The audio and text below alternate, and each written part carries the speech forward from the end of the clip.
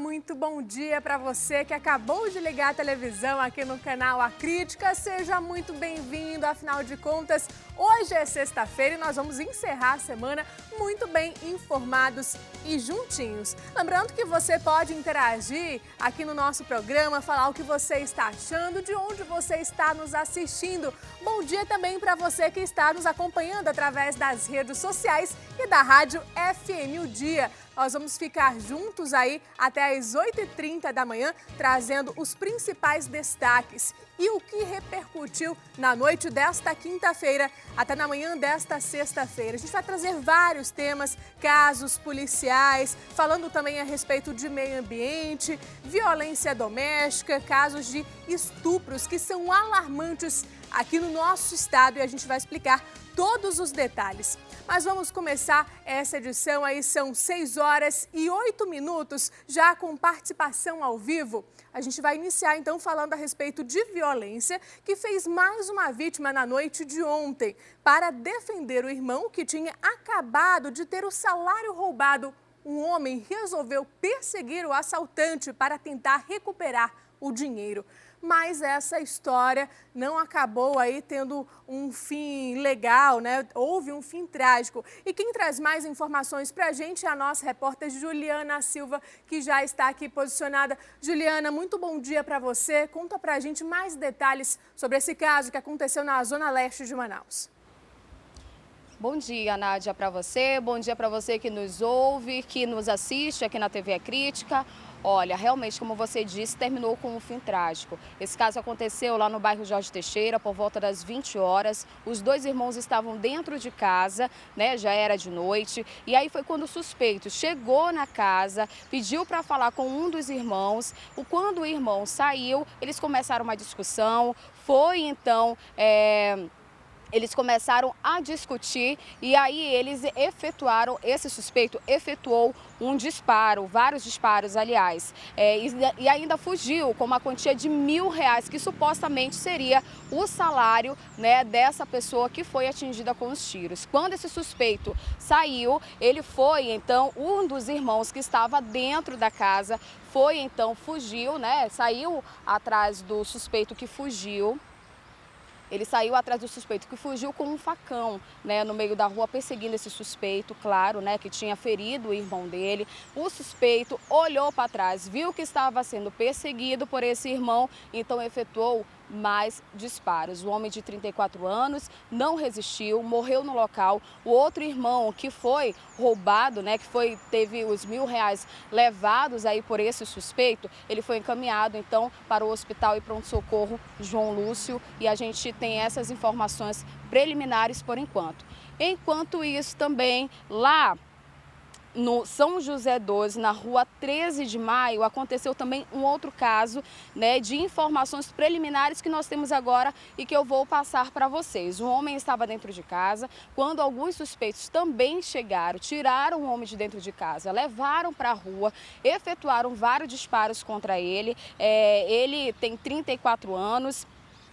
E aí foi levado, encaminhado para o Hospital e Pronto-Socorro João Lúcio e os suspeitos fugiram em um carro, ainda não sabe quem foram, não foram identificados, nem o carro também não teve a placa identificada. Essas são informações preliminares e esse caso vai ser investigado pela Polícia Civil. Nádia.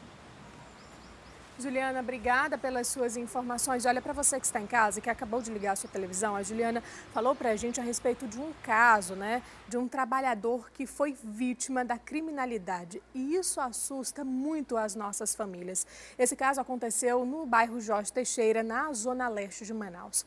O irmão, então, acabou tentando fazer justiça com as próprias mãos, tentou recuperar esse dinheiro, uma quantia de R$1.000, foi atrás desse assaltante, mas acabou morrendo aí, né? Mais uma vítima. A gente, inclusive, ouviu ela falando que foi um fim trágico. Lembrando que é muito importante a gente reforçar aqui no programa que isso não deve ser feito. Eu sei que é revoltante, que é uma situação que a gente muitas vezes perde a cabeça, mas nesses casos o mais indicado pelos nossos especialistas de segurança e até pelos nossos policiais e investigadores, a equipe de segurança como um todo, eles falam que é para a gente tentar manter a tranquilidade e não reagir a esses assaltos.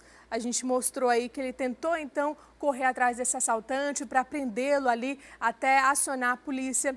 Mas isso não foi o ideal, né? Isso não deveria ter acontecido. Então a gente vai mostrar outros casos policiais ainda nesta edição aqui no programa Amanhã no Ar. Agora a gente muda de assunto porque a gente lembra o caso que o nosso repórter Bruno Fonseca trouxe ao vivo para a gente informações sobre a prisão de um integrante de uma organização criminosa, de uma organização criminosa que foram apreendidos com um arsenal de armas, drogas e carros roubados. Ontem, essa quadrilha foi apresentada à imprensa e, segundo a polícia, há suspeitas de que esses criminosos estejam envolvidos em homicídios ocorridos na zona sul de Manaus. Todo esse material aqui foi apreendido com uma organização criminosa que atuava aqui na cidade e também na região metropolitana. 3 pessoas foram presas e foram identificadas como Carlos dos Santos, Charles Rodrigues e Fernando Protásio. Mas além dessas 6 pistolas, munições e esses 2 rifles, essa organização criminosa também estava em posse de 3 quilos de maconha do tipo skunk, mais 1 quilo de cocaína que está aqui nesse tablete e mais cafeína que servia para misturar com a cocaína, além dessas 2 balanças de precisão. Também foi apreendido 2 veículos roubados que eram utilizados por esse trio que cometia roubos, assaltos e até homicídios aqui na cidade. É mais uma ação exitosa da Delegacia Especializada em Roubos e Furtos de Veículos, um golpe forte aí nessa organização criminosa. Tínhamos conhecimento de que uma quadrilha estava subtraindo veículos de locadoras para realizar com esses veículos diversos assaltos na capital amazonense. Inclusive, existia uma investigação paralela no 3º DIP que dava conta da participação desses veículos em homicídios na Zona Sul. Intensificamos, então, as nossas diligências investigativas e conseguimos identificar que eles mantinham num sítio na M010 essa quantidade expressiva aí de material bélico e essa quantidade expressiva de entorpecente. Nos deslocamos para aquela região onde foi possível, a partir de buscas naquela localidade, o êxito esperado em capturar eles em poder desse armamento aí que está sendo apresentado aqui. Quando vocês chegaram no sítio, lá no quilômetro 21, algumas dessas pistolas estavam enterradas. Tudo isso eles se questionavam aí, espertos, né, para tentar enganar a polícia, mas vocês já foram na intenção, sabendo como que essa organização criminosa agia. Sim, com certeza. Normalmente essas quadrilhas se utilizam de subterfúgios aí para atrapalhar os trabalhos da polícia, né? Mas nossa equipe especializada, nossa delegacia especializada em roubos e furtos de veículos tem um bom poder aí de convencimento. Conseguimos aí convencê-los a nos auxiliar para que eles pudessem indicar onde estava o restante do armamento e a quantidade de droga que foi encontrada lá também. Delegado, algum deles ofereceu algum tipo de resistência no momento da prisão? Eles confessaram esses crimes, roubos e até homicídios? Não houve nenhum tipo de resistência, né? Porque se eles fossem aí partir para cima da polícia, provavelmente iriam levar a pior. Normalmente, quando nossa especializada chega para realizar as prisões, ninguém oferece resistência. Então, eles foram tranquilos, cooperaram com a ação policial e foi possível aí, com base nessa cooperação, angariar aí esses frutos que estão sendo aí apresentados para a imprensa. E vai continuar as investigações para tentar chegar a outras pessoas que possam estar envolvidas também nessa organização criminosa? Sim, as investigações vão continuar, agora as investigações vão se intensificar, né? Novas diligências serão realizadas para que a gente possa identificar outras pessoas que tenham relação com esse esquema criminoso. Carlos dos Santos, Charles Rodrigues e Fernando Protásio vão ser indiciados por tráfico de drogas e também posse ilegal de arma de fogo de uso restrito. E a gente continua trazendo aqui os nossos casos policiais. Olha essa história. Um jovem de 22 anos foi preso por tráfico de drogas e isso aconteceu no bairro Cidade Nova. Ele escondia os entorpecentes em um local bastante inusitado. Sabe onde? No pé de uma bananeira. Isso mesmo, a gente vai trazer todos os detalhes agora na reportagem. Flagrante no 6º Distrito Integrado de Polícia, esse daqui é o Anderson. O Anderson? Não. Volta aqui para mim. Esse foi o nome que ele deu aos policiais aqui da delegacia, que foram em busca do documento oficial e descobriram que, na verdade, esse rapaz se chama Aderlan Matos e tem 22 anos de idade. Ele tentou aí dar um nome diferente para os policiais para se livrar do flagrante, só que a ideia dele não deu muito certo. Ele foi preso no loteamento Campo Dourado, no bairro Cidade Nova. Os policiais aqui do DIP já tinham recebido inúmeras mensagens, inúmeras denúncias anônimas através do Linha Direta. Todas elas relacionadas a esse jovem traficante, vendedor de drogas. Os policiais ali anotaram tudo que sabiam a respeito dele, a respeito da casa abandonada que era utilizada como boca de fumo. Foram até o local, só que não ficaram somente ali na porta da frente, não. Fizeram o cerco no local, aguardaram o momento exato e invadiram o local. Encontraram 2 usuários ali fumando a maconha que tinham acabado de comprar de quem? Dele, que já estava ali esperando para receber o dinheiro quando foi surpreendido pelos policiais.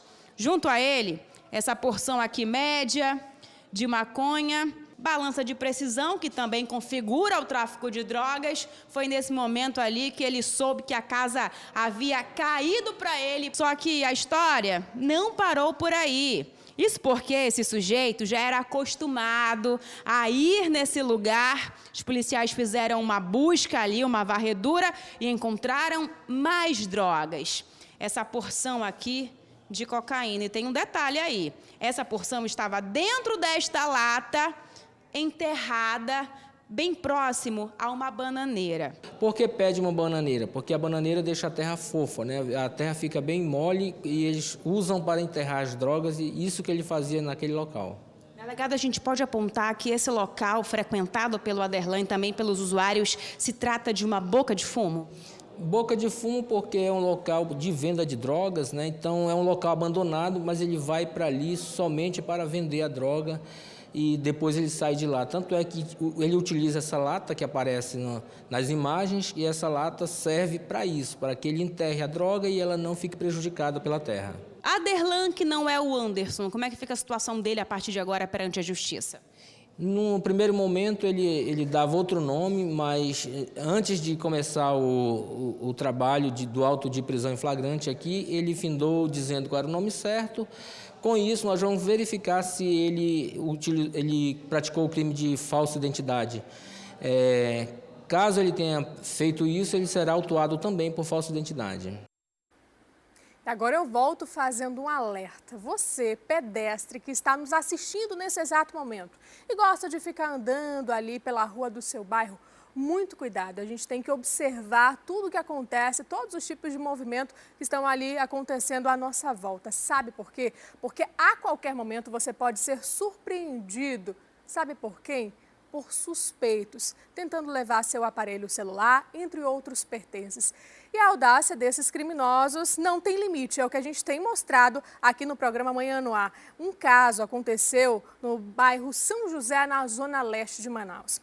Um casal de amigos estava ali conversando na rua, em frente de casa. Isso aconteceu na Rua 7. E eles foram surpreendidos, então, por uma dupla armada que acabou levando os aparelhos celulares. Essa ação foi flagrada por todas as câmeras de segurança e durou menos de 2 minutos. Foi muito rápido. A gente vai trazer mais detalhes na reportagem.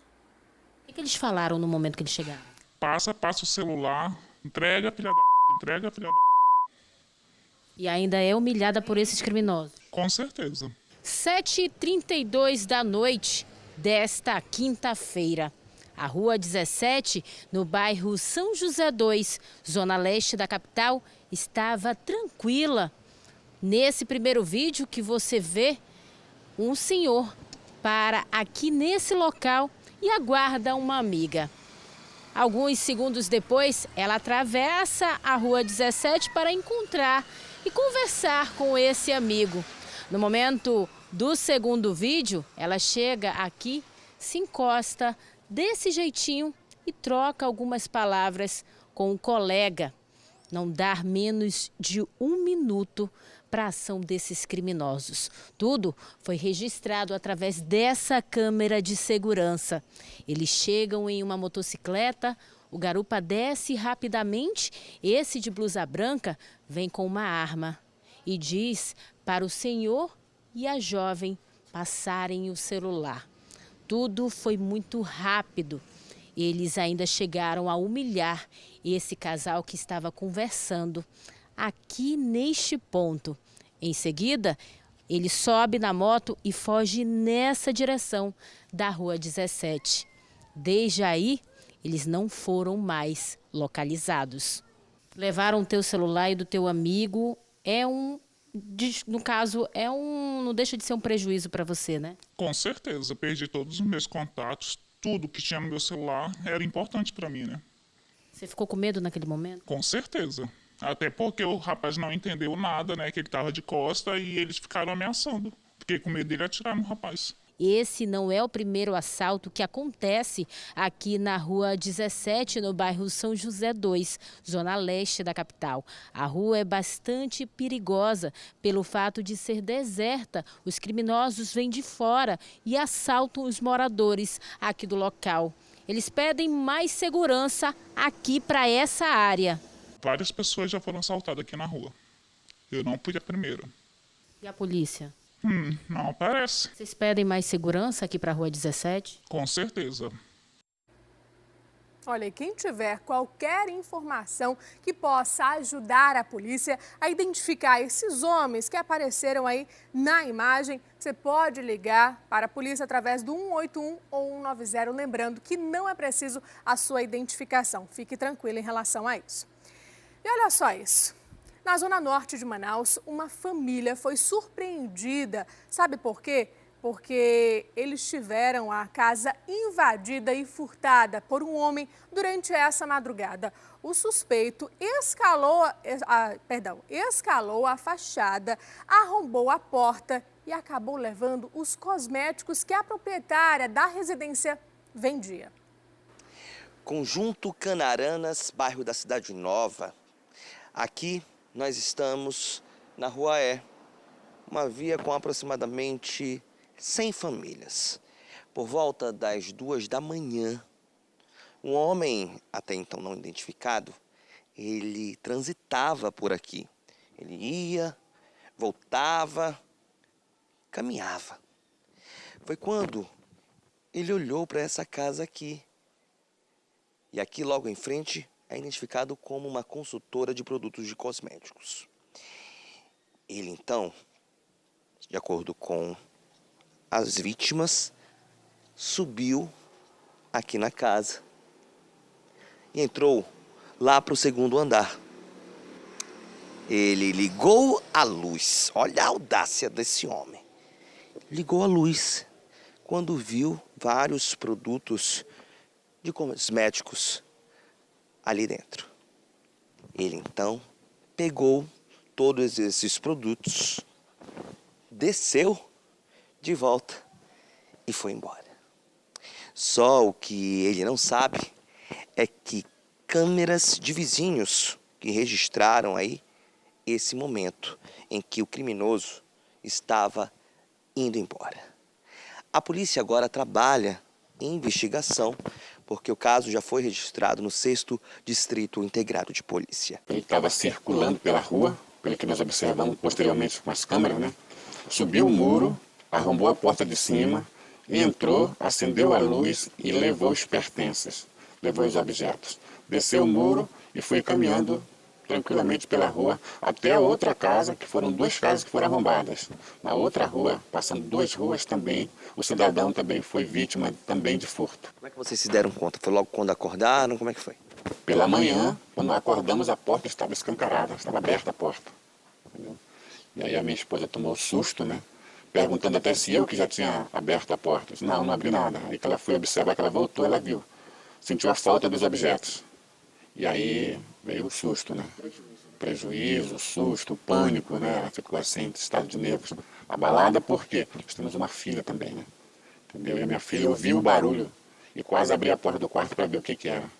E graças a Deus que ela não abriu, porque senão poderia acontecer algo pior, né? Se você viu este homem que aparece agora aí no seu vídeo, você pode ligar no 181 e denunciar este criminoso. E olha, mais uma unidade básica de saúde foi alvo de criminosos na noite desta quinta-feira. E isso aconteceu na zona oeste de Manaus, no bairro Compensa. O local teve os fios de energia elétrica furtados e precisou ter as atividades suspensas. Suspeitos ainda não identificados pela polícia entraram aqui na Unidade Básica de Saúde Leonor de Freitas, que fica na Avenida Brasil, no bairro Compensa. Eles aproveitaram que a UBS estava fechada, ou seja, não tinham funcionários nem mesmo pacientes que seriam atendidos aqui no local. E aí furtaram parte da fiação elétrica, o que acabou deixando a Unidade Básica de Saúde sem energia. A Secretaria Municipal de Saúde, a Censa, informou que só tomou conhecimento deste furto na manhã de quinta-feira e que a partir do momento que ficou sabendo do crime, tomou todas as medidas necessárias para que a energia elétrica fosse restabelecida aqui no local. Inclusive, já no fim da manhã de quinta-feira, funcionários de uma empresa vieram aqui para a UBS e consertaram essa fiação elétrica, o que fez com que a energia elétrica voltasse aqui para a Unidade Básica de Saúde. Durante o período que a UBS ficou sem energia, alguns atendimentos precisaram ser transferidos para unidades básicas de saúde aqui das proximidades. Já depois que a energia foi restabelecida, os atendimentos voltaram a ocorrer aqui na UBS normalmente. A gente chama a atenção porque mais uma vez nós vemos crimes em que os suspeitos estão atrás do cobre, que é um dos materiais que compõem a fiação elétrica de muitos locais, inclusive das unidades básicas de saúde. Recentemente, a Delegacia Especializada em Roubos e Furtos fez uma operação e acabou prendendo uma quadrilha especializada nesse tipo de crime. O delegado titular informou que se tem quem vende é porque existem as pessoas que compram. E são esses receptadores que devem ser combatidos pela Polícia Civil no intuito de diminuir esse crime. Olha, a gente sabe que a nossa saúde, a situação na saúde já está precária. Com aqueles roubos, né, desvios de dinheiro muito grande que a gente tem acompanhado aí nas fases das operações que acontecem no nosso estado e também em outros lugares. E agora ficam piores, né? Por conta desses furtos. Eu acompanhei, inclusive, um caso de perto em uma outra UBS, lá na zona leste de Manaus. E os mais prejudicados, gente, com tudo isso, sabe quem são? Eu, você, os nossos cinegrafistas, toda a nossa população que aguarda, tem aquela marcação de exame por meio do sistema, né? Aí você espera tanto, 1 mês, 2 meses para fazer um exame, para fazer uma consulta e quando chega o dia, tem uma placa lá enorme na frente da UBS. Atividades suspensas. Isso acontece por tempo indeterminado, porque essas pessoas vão fazer o serviço no local, demoram geralmente aí de 1 a 2 dias e acaba atrapalhando esse cronograma, né? Então a gente vai ficar bem atento a isso, a gente pede então que a Polícia Militar esteja nos assistindo, melhore o policiamento nesses locais para que a gente não seja prejudicado mais uma vez. Mas agora a gente mostra como os nossos jovens estão integrando muito cedo aí o mundo do crime. Um adolescente foi preso suspeito de roubo no dia em que completou 18 anos de idade. E para a gente saber mais sobre esse caso, quem fala agora ao vivo com a gente é a repórter Tamires Claire. Tamires, explica para a gente como é que aconteceu a prisão desse jovem. Bom dia para você.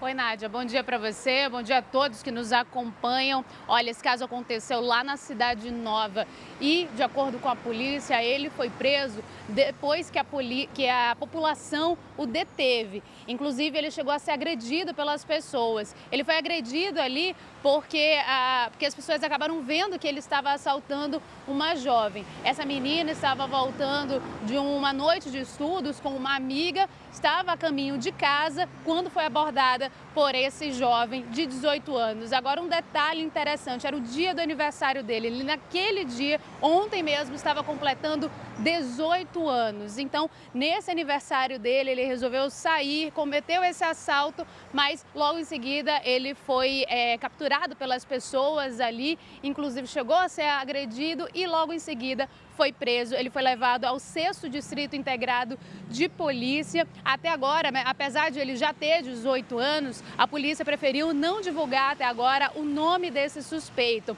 Mas, enfim, ele foi encaminhado também, vai ser encaminhado à audiência de custódia e aí vai seguir todos os trâmites judiciais necessários para saber realmente o que vai acontecer com ele. E, claro, a gente vai procurar saber, né, como é que dá continuidade a esses casos. Isso vem acontecendo com uma frequência um pouco grande aqui na cidade. A gente sabe que é um caso que acaba deixando a gente um pouco mais triste, porque a gente vê realmente que, como você disse, os jovens estão cada vez entrando mais cedo nesse mundo do crime, né, Nádia? É isso mesmo, Tamires. Muito obrigada pelas suas informações. A gente volta a conversar ainda nesta edição. E olha, sabe o que nós vamos fazer agora? Acompanhar como é que está o trânsito aqui na capital amazonense. São 6 horas e 33 minutos. Será que nós temos um fluxo grande de veículos aí? Principalmente hoje é sexta-feira, muitas pessoas querem chegar mais cedo no trabalho e também sair mais cedo. Nós estamos aqui, ó, na Avenida Altais Mirim, próximo ao terminal de ônibus 5. A gente acompanha também o início ali, a passagem pela Alameda Cosme Ferreira, a movimentação consideravelmente aí tranquila, né? Porque a gente tem visto uma grande quantidade de pessoas aqui passando embaixo do complexo viário. Deve ter alguma retenção ali por conta da bola, né? Preferencial, a gente acaba segurando um pouco mais esses veículos.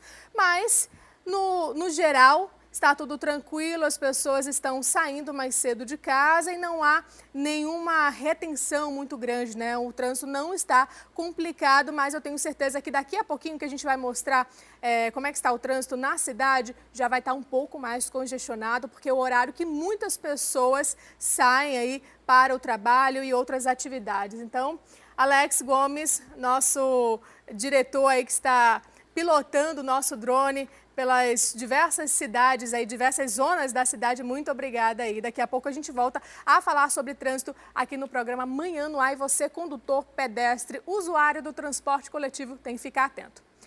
Mas agora a gente vai trazer um outro caso de um trabalhador que foi alvo de criminosos. Dessa vez, um motorista de aplicativo foi assaltado e sequestrado. Uma dupla aí armada com faca se passou por cliente e obrigou a vítima a dirigir o veículo enquanto praticava diversos assaltos.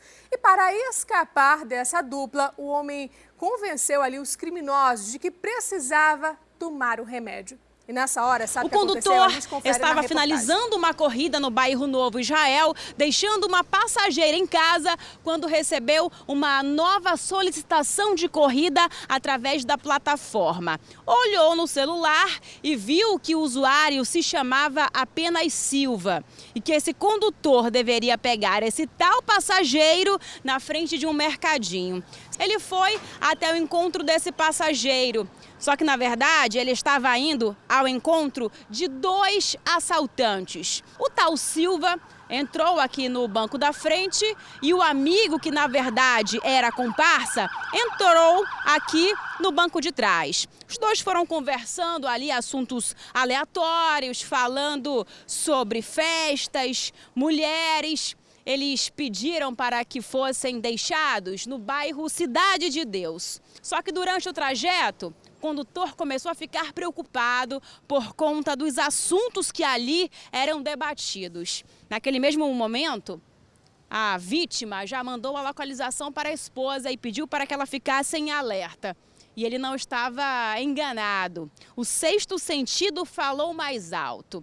Quando os 2 criminosos estavam chegando ao destino, o assalto foi anunciado.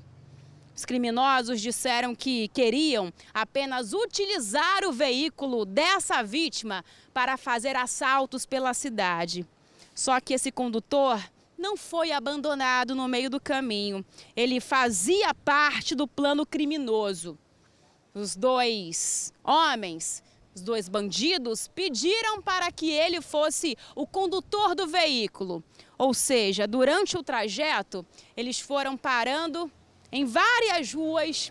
Todas as pessoas que eles viam ali com o celular na mão, eles iam até lá e anunciavam os assaltos. Eles roubaram pelo menos 3 aparelhos. Só que durante esses assaltos, a vítima já começou a bolar um plano na mente para fugir da situação. E deu certo. A gente chegou numa rua ali próximo da principal do Manô. Eles mandaram parar que eles iam vender 2 celulares que tinham roubado anteriormente comigo. Aí, como eu sou hipertenso, eu falei para ele que eu precisava tomar meu remédio e precisava de uma água com urgência, porque minha pressão estava muito alta. Deixei eu sair do carro para comprar água. Foi no momento que eu não pensei 2 vezes e corri para procurar ajuda. Essa vítima conseguiu fugir, entrou em um estabelecimento comercial da zona norte da cidade e de lá emprestou um aparelho celular. A esposa, em casa, conseguiu fazer com que os criminosos abandonassem o veículo que estava sendo rastreado através do GPS. A primeira pessoa que eu liguei foi minha esposa para bloquear o veículo. Depois eu liguei para o 190, pedi apoio da polícia. O veículo foi recuperado cerca de 2 horas depois do começo dessa ação criminosa. Foi trazido diretamente aqui para o 6º Distrito Integrado de Polícia. A partir daí, os policiais aqui dessa zona da cidade começaram a circular atrás desses criminosos. Segundo a vítima, um deles se chama Gordo. Os criminosos abandonaram o veículo possivelmente quando viram que o carro de fato tinha sido bloqueado. Positivo, e segundo informações do condutor do veículo, tinha um de 16 anos e o outro não tinha nem 14 anos dentro da viatura e segundo informações ele se encontrava com uma arma caseira. Agora a gente muda de assunto, mas continua na nossa área policial. Na zona sul de Manaus, um homem de 28 anos foi preso suspeito de estuprar a enteada, desde que ela tinha 10 anos de idade. Segundo a polícia, a menina sofreu diversas violações ao longo da vida.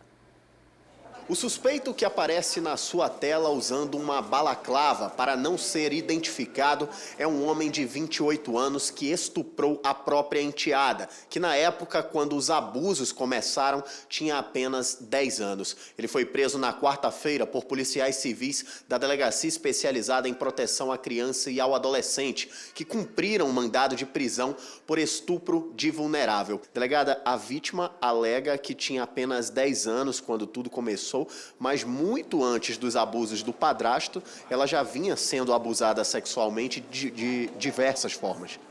Isso. Com relação ao padrasto, a vítima trouxe a informação de que os abusos começaram aos 10 anos de idade e seguiram até os 12, quando ela relata que o último abuso foi agora em 2019. Só que essa menina traz um relato de abuso, um histórico muito grande, em que ela relata que a primeira vez foi quando ela tinha 8 anos, depois ela foi inserida no mundo da exploração sexual comercial e aí vários adultos oportunistas passaram a induzi-la a vender o próprio corpo, apresentaram essa adolescente ao mundo das drogas, tornou-se uma dependente, então ela traz um longo relato de violações de direito que precisam ser combatidas pela polícia e por toda a sociedade. Delegado, esse suspeito foi preso no bairro Raiz, na zona sul da capital, que era inclusive o local onde essa adolescente morava com ele. Agora, o que chama a atenção é que ela continuava morando com o padrasto, mesmo depois dele ter parado de se relacionar com a mãe dela. Exatamente. Essa vítima vem de uma família desestruturada, onde muito cedo ela foi abandonada, né, vamos dizer assim, pela mãe aos cuidados do ex-padrasto. Então, ela até nutre um certo carinho como se fosse o seu pai, uma vez que o pai biológico não a criou, não tinha qualquer interesse em se relacionar com a filha. Então, ela vivia os cuidados do ex-padrasto e da família dele. Delegada, a senhora relatou, contou para a nossa equipe de reportagem a respeito de uma fala dessa vítima de apenas 12 anos, que mesmo o padrasto tendo cometido todos esses crimes com ela, ele dava comida para ela, dava moradia. Isso chamou muito a nossa atenção, queria que a senhora comentasse um pouco sobre isso. Ela traz uma fala que diz, embora ele tenha feito isso comigo, era a pessoa ele era o mantenedor da casa. Então, isso acontece muito em situações de violência doméstica e acontece também em situação de violações sexuais, onde um dos medos da vítima de denunciar é justamente esse, perder o mantenedor da casa e até aquela pessoa em que ela tem uma dependência emocional mesmo ou afetiva, como é o caso dela. Ela se culpa e a gente precisa que ela entenda que ela é a única vítima e que ele, por ser adulto, é o único responsável aí por esse crime hediondo. Delegada, a mãe dessa vítima pode responder judicialmente por algum tipo de crime, já que, ao que tudo indica, ela negligenciava essa filha? Com certeza. Para ela ter chegado até esse estágio de uma imensa violação de direito que ela sofreu aí a vida toda, então há vários atores aí que precisam ser responsabilizados, principalmente a figura materna, que acabou com a sua negligência permitindo que essa vítima ficasse exposta a esse tipo de perigo. E um agricultor de 39 anos foi preso no município de Capiranga, suspeito de estuprar e engravidar a enteada de apenas 13 anos. Nós já mostramos esse caso aqui no Manhã no Ar, mas agora você acompanha os detalhes de como ocorria esse crime. A reportagem é da Jéssica Oliveira. A equipe de investigação da Delegacia Especializada de Polícia de Manacapuru cumpriu por volta das 16 horas um mandado de prisão preventiva por estupro de vulnerável de um agricultor de 39 anos. A equipe da Delegacia Especializada de Polícia efetuou a prisão na comunidade Santo Antônio, no município de Capiranga. O caso ocorreu no início de 2018. A vítima era uma adolescente de 13 anos, ex-enteada do agricultor. De acordo com a polícia, o crime era praticado quando o homem ainda era companheiro da mãe da vítima. Os atos aconteciam na casa deles, no município de Manacapuru. O agricultor aproveitava as ausências da mãe da adolescente para cometer o crime. Ainda segundo a delegada Roberta, depois de ser abusada sexualmente, a menor acabou engravidando do infrator e deu luz ao filho em janeiro deste ano. A mãe da vítima, após tomar conhecimento do caso, compareceu na unidade policial no mês de março para denunciar o ex-companheiro. A ordem judicial foi expedida no dia 3 de março de 2019 pela juíza Silvânia Correia, da comarca de Manacapuru.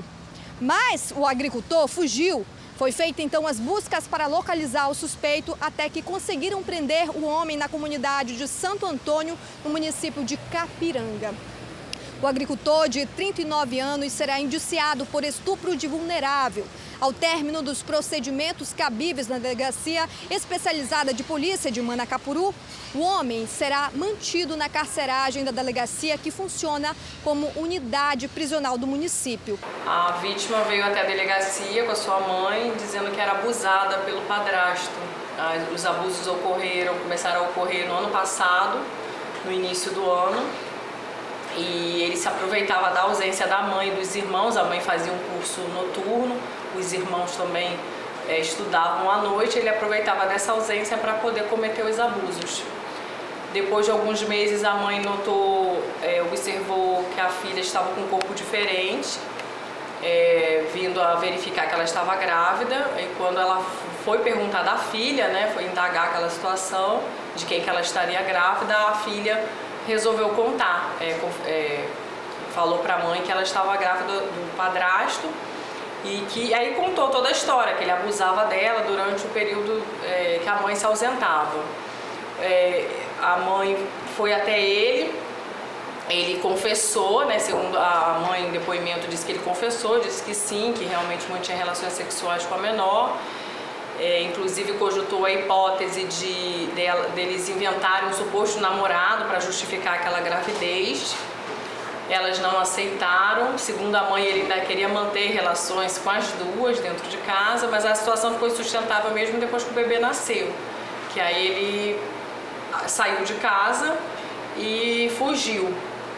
Na época, nós representamos pela prisão preventiva dele, mas ele estava foragido até então. Ele foi encontrado na comunidade do Santo Antônio, no município de Capiranga. E os casos de violência sexual contra crianças e adolescentes são alarmantes aqui no nosso estado. Inclusive, esse tema ganhou destaque aqui na capa do jornal A Crítica desta sexta-feira. A repórter Carol Rocha traz um levantamento para você de casa que mostra que de janeiro a julho deste ano, 463 casos de estupro foram registrados. Desse total, 337 foram contra crianças e adolescentes. E a gente aproveita para relembrar aqui que, apesar dos números serem assustadores, eles não refletem a realidade total. Sabe por quê, gente? Porque, infelizmente, muitos crimes não são denunciados pela família. Porque, como a própria delegada da Delegacia Especializada em Crimes contra a Criança e o Adolescente, a doutora Joyce, ela diz que, na maioria dos casos, os agressores estão ligados às vítimas, ou seja, estão dentro de casa. O medo, às vezes, toma conta, a falta de conhecimento também. Por isso que a gente pede para que você que esteja nos assistindo, e o levantamento traz muito claro isso, que é o papel da sociedade como um todo. A gente mostrou aquele caso de Manacapuru ontem e hoje, da menina de 13 anos. Nesse caso, a mãe trabalhava, levava o sustento para dentro de casa, precisava sair.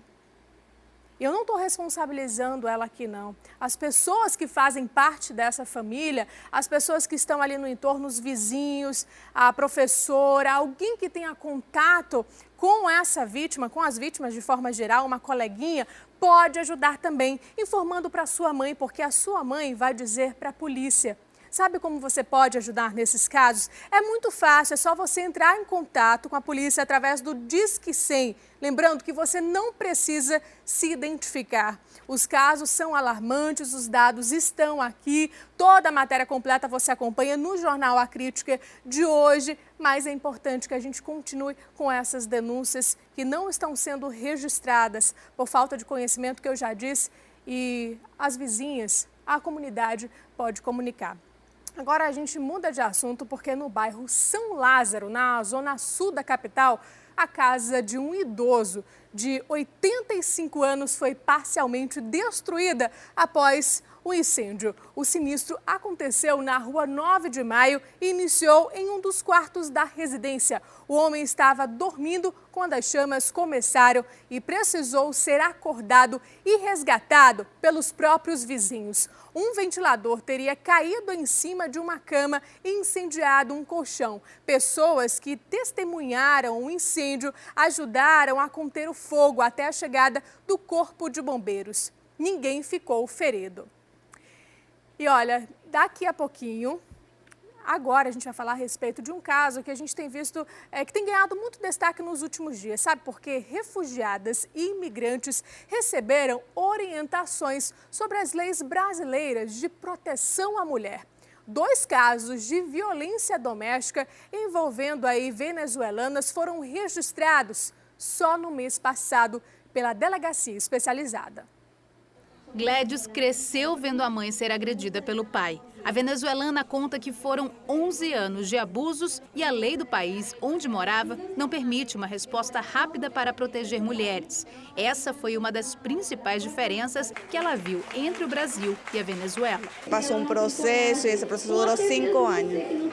Aqui te atendem imediatamente, allá não.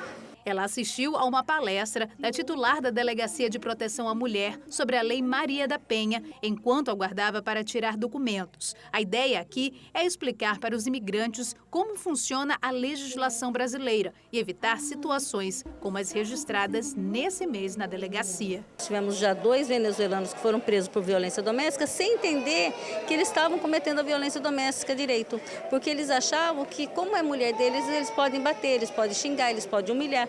E, na verdade, a nossa cultura não deixa e também as nossas leis coíbem. O choque de cultura pode ser grande em alguns assuntos e chamar profissionais de áreas diferentes para abordar esses temas foi um dos métodos adotados pela Caritas. Justamente trazer palestras diárias enquanto eles aguardam atendimento de diversas temáticas, da área da saúde, da área do direito, questão de violência, agressão, para que eles entendam como é o nosso contexto. Eles vêm de uma cultura totalmente diferente da nossa e já que eles estão no nosso país, eles têm que conhecer a nossa cultura, porque eles têm direitos, mas eles também têm deveres. Esta professora conta que na Venezuela existem leis específicas para proteger mulheres, mas nem sempre a legislação é respeitada. Além disso, é preciso mostrar aos homens imigrantes quais as formas de punição previstas no Brasil. Essa lei se tem que cumprir tanto aqui em Brasil como em todos os países. Tem que respeitar as leis em outros países. É importante que falem para eles, que façam palestras, que ajudem as pessoas. Isso mesmo. E o número para fazer denúncias na Delegacia Especializada é o 92, Código de Manaus, 32 36 70 12, mas também através do 181 e lembrando que não precisa de identificação. E olha, mudou o sistema de visitas aos detentos do sistema penitenciário aqui do estado. Os familiares têm até o dia 15 de setembro para se cadastrarem em um aplicativo de agendamento de visitas. A plataforma permite marcar os dias de visita por meio do preenchimento de um formulário online, mas o cadastro precisa ser confirmado de forma presencial na sede da Secretaria de Administração Penitenciária, no centro. A validação é feita apenas uma vez no primeiro acesso. Depois disso, todo agendamento é feito pela internet. A validação é sempre feita pela equipe da SEAP, que vai verificar as fotos, a qualidade das fotos, para poder a gente fazer a validação, o credenciamento e colocar essa pessoa apta a um futuro agendamento de visita regular. Então é bem fácil, é um preenchimento de cadastro normal, de formulário e com passos bem simples, de forma a facilitar o atendimento de todo o público. Em média, o governo limitou o número de visitantes a 250 pessoas por dia. As medidas começaram a ser impostas depois do massacre que deixou 55 mortos nas unidades prisionais de Manaus em maio deste ano. As visitas ficaram suspensas por 2 meses, mas voltaram a ser permitidas com restrições. Algumas delas permanecem. É o caso da proibição da entrada de comida, por exemplo. A entrada de crianças menores de 12 anos só vai ser liberada uma vez ao mês. Para facilitar o primeiro acesso ao sistema, a SEAP vai disponibilizar ajuda técnica aos familiares que têm até o dia 15 de setembro para se cadastrarem. Isso vai facilitar um fluxo melhor para a sociedade, para aqueles parentes, para nós também sabermos quantas pessoas irão, e isso vai permitir que a pessoa se programe. De início, o aplicativo foi disponibilizado apenas para os aparelhos Androids, mas outros usuários podem acessar o sistema pelo site www.visitalegal.am.gov.br. A nova forma de controle de entrada e saída dos visitantes é uma forma de atender às orientações do Conselho Nacional de Justiça. O que o sistema puder fazer do ponto de vista da Justiça, do ponto de vista do Executivo, para viabilizar esses acessos e trazer um bem-estar, de trazer possibilidades de um tempo de qualidade, um tempo de fato efetivo de segurança na visita àquele parente, isso deve ser preservado, deve ser garantido e viabilizado. Sabe o que a gente vai fazer agora? Vamos saber como é que está o trânsito aqui na capital amazonense. São 6 horas e 55 minutos. Nós estamos na Avenida Altais Mirim, mais conhecida como Grande Circular, bem próximo ao bairro Armando Mendes, na zona leste de Manaus. Nesse exato momento, há uma retenção mínima de veículos do outro lado da via, mas agora eles estão seguindo viagem. Acho que era devido àquele micro-ônibus que estava parado, então estão seguindo viagem aí. Tem uma retenção um pouco mais para ali, mas o fluxo está normal, digamos assim. Não tão, mas não há uma retenção muito grande. Do outro lado da via, a gente percebe que o fluxo está tranquilo e não há retenção de veículos. Daqui a pouquinho a gente volta com mais informações do trânsito. Eu vou pedir para a nossa produção, o que a gente tem ali na frente? A gente tem um complexo viário, é isso?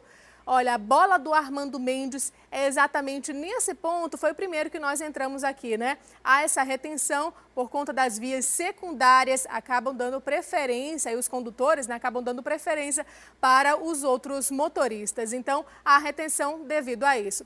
Daqui a pouquinho, então, a gente vai mostrar mais informações do trânsito, porque agora é o nosso momento. Olha, eu vou pedir agora para você que está em casa interagir com a nossa produção. Sabe de que forma? Você tem vários canais de comunicação, eu gostaria de saber. Você que está em casa, agora sentado, tomando aquele café gostoso, com aquele X-caboquinho ou com outros ingredientes, outras iguarias aqui da nossa Amazônia, está gostando do programa? Se está gostando do programa, o que você está fazendo e de onde está nos assistindo? Eu vou pedir então para a nossa equipe colocar o nosso WhatsApp no ar para você mandar a mensagem, fazer aquele registro, aquela foto e mandar para a nossa produção. E você, ouvinte da Rádio FM O Dia, também pode falar com a nossa equipe, só é você mandar mensagem.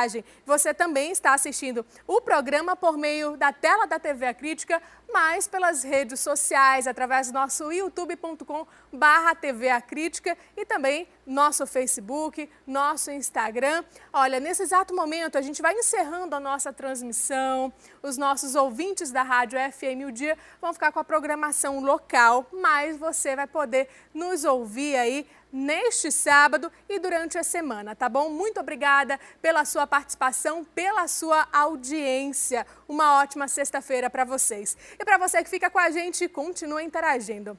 Olha, agora a gente vai trazer um outro assunto para você que está em casa. Vamos falar de meio ambiente, sabe por quê? Porque a Polícia Civil apreendeu mais de 150 quilos de carne de animais silvestres. Isso aconteceu em Coari. O material estava sendo vendido ilegalmente em feira. Além das carnes, mais de 15 quelônios e diversos ovos de tartaruga também foram encontrados no local. A fiscalização foi coordenada junto com a Polícia Militar no município. Foram encontradas diversas bancas comercializando carnes de animais silvestres, além de quelônios vivos. 3 homens foram conduzidos à delegacia de Coari e irão responder por crime ambiental. E daqui a pouco, para você que está em casa, a gente vai trazer que o empresário que foi flagrado agredindo a esposa de forma bastante violenta foi solto essa semana. Mas ontem a justiça voltou atrás e revogou a ordem de soltura. Agora ele é considerado foragido. Nós vamos trazer também que o ex-prefeito do Careiro Castanho é condenado a devolver aos cofres públicos do município mais de 45 milhões de reais. São 6 horas e 59 minutos. Não saia daí, eu espero por você, a gente volta já.